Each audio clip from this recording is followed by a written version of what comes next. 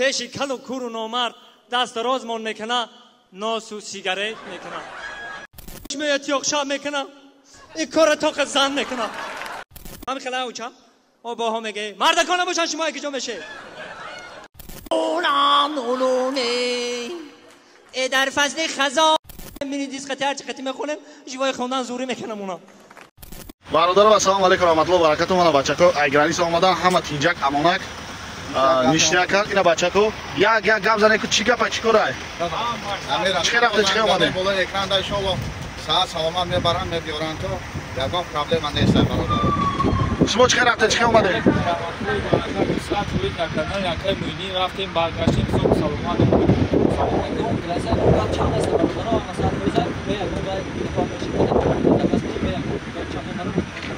آقا özbek çaskar taydı qo'y.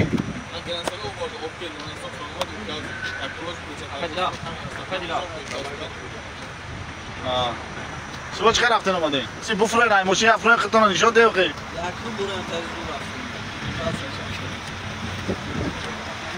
یا شوفر ادریس ای رفتن اومدن چه رفتن چه اومدن اینا ماشین نشون دادیم. همه ساعت فایزه. کس هنرمندان مشهور حجم نگارانی شناخته عرب شو کمپانی مرحبا.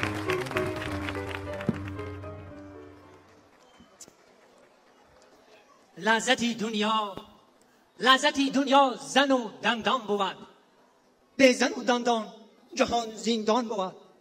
چنانه که گذشتگان ما استادان ما بزرگان ما فرمودند این لوزن و این لوزن ببخشید اول زن و آخر زن و مابین زن و آنگاه زن و زن نمود کرد خطی بزن از بخشش زن ها مادر ها بخشش.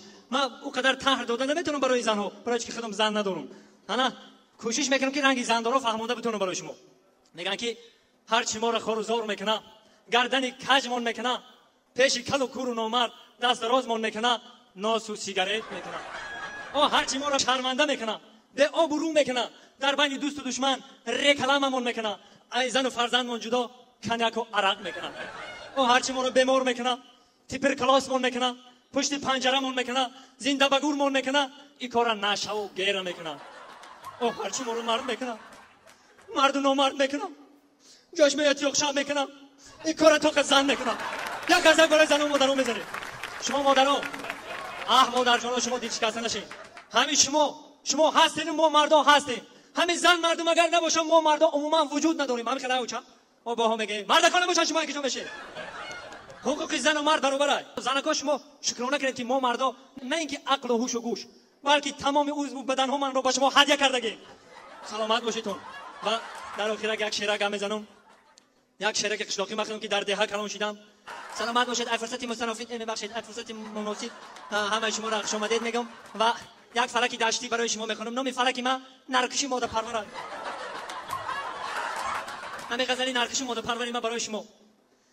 در فصل بهار در فصل بهار جیره به پشت میگرده اینولونم اولونه در فصل خزان در فصل خزان خرخو تکشن دوست میداره اینولونم اگه با حافظه تویگر که از این بینی دیسکتی هرچی خطی میخونم جوای خوندن زوری میکنم اونا. سلامت باشید. در کار دیگه هم به شما خوش آمدید. آموزش چند سال باید بگم که ژانر آزمون شرط اولی آزمون مونولوگ است و همه گروه هایی که امروز در آزمون ما شرکت می‌ورزند در آغاز یعنی در آغاز شو کنسرت ما از این ژانر از همین بخش باید بگذرد.